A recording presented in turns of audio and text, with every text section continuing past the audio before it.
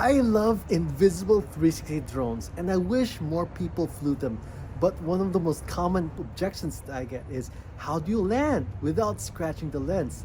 Well, in this video, I'm going to show you 5 tricks for landing an invisible 360 drone without scratching your lens. Some of these tips are harder than others and some are more convenient than others. But by the end of this video, I bet that you're going to be able to land an invisible 360 drone without scratching the lens. Let's get started. The first way is to use a foldable blanket like this. Check this out. Got a link in the description. Folds out just like that, and voila, that's a huge space for you to land. Downsides, it's depending on which blanket you get, it could be less padding. If you want thicker padding, you can fold it over like this. It's still a pretty big space to land on.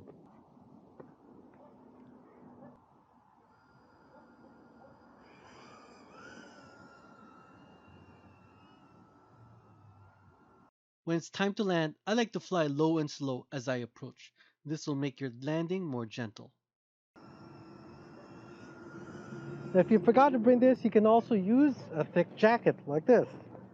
It's going to be harder because it's a smaller surface, but it'll still work.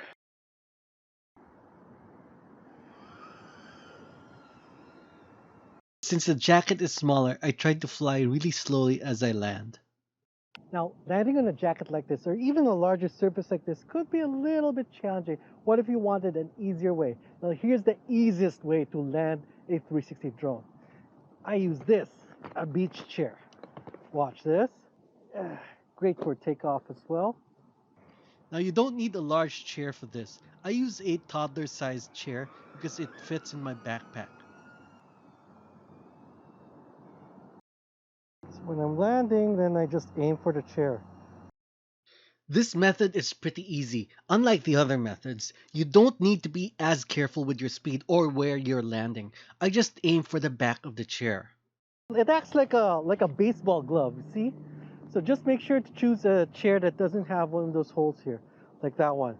Choose something like this. Another option is use your backpack. So here, watch that. Put it here.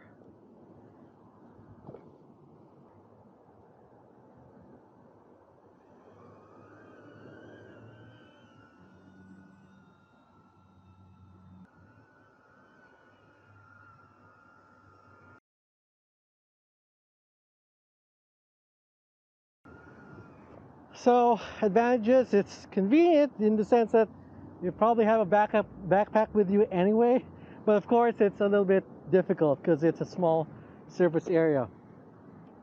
Now let me show you the way that I use. It's not super easy, but you know, it works for me. And that is to use the Invisi360 box, the box that it came with. So here's how it works. I just open it, and if I want to launch, I just put it here, like that, or like here, like along the corner, like that, and then I just take off. Now you might be wondering, whoa, well, that's okay for takeoff, but isn't that a little bit hard for landing? Well, let me show you. So when I land, that's it. I mean, the thing is, you don't even need to land exactly on the box itself. You don't have to land it squarely like that. Or you just have to land it anywhere. Like you could land it here or there.